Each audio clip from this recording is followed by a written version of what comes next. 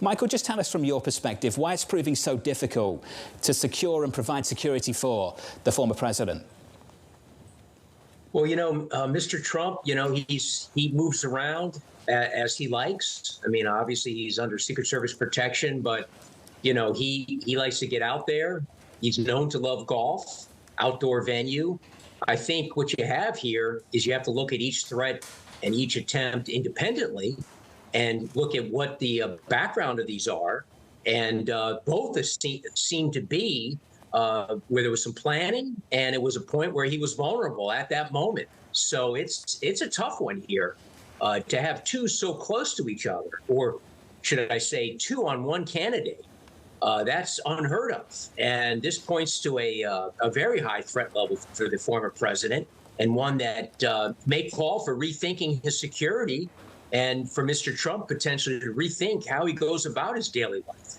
Well, Michael, that's what I wanted to ask. When you look at the near term right now and protecting the president, is it about changing his schedule or potentially changing some of his habits and what he likes to do? Or is it about changing the Secret Service?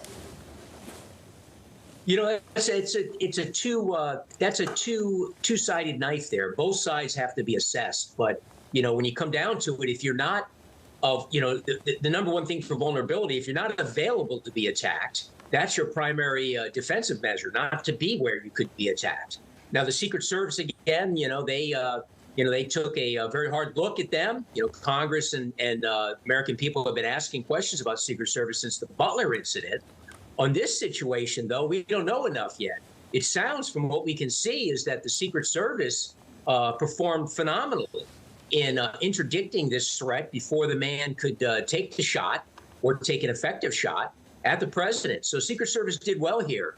But I think you have to look at the overall structure of where he was, a public street. Anybody can stop a car and jump out anytime. This guy obviously crawled into the bushes where he was concealed. So, I think that both sides have to be looked at. But I think the primary thing here is for Mr. Trump to consider changes to his schedule now, however uncomfortable he might find that to be, and remove himself as a potential target out. Well, this individual is 300 to 500 yards away from Trump while he was golfing. And the Palm Beach County Sheriff said yesterday that if Trump was the sitting president, we would have had this entire golf course surrounded. Should they have done that? Should they start expanding the perimeter?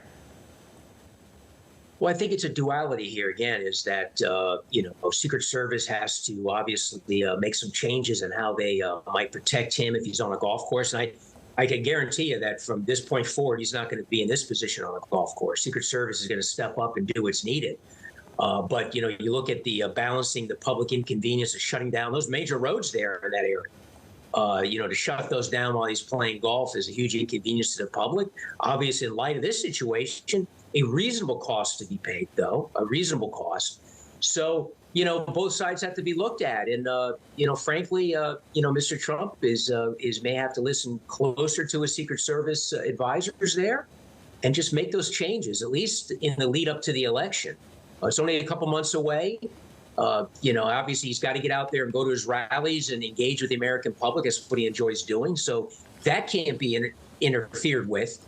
And they are taking very good measures there when he's in public at official events. But it's these private events like this where he's so-called off duty on his own time that now we see how vulnerable that can be. And it's a lesson to other presidential candidates out there for them to reassess how they go about their personal lives. It's a very frustrating time in this country to see this happening, and it's a critical time for us to maybe make some changes.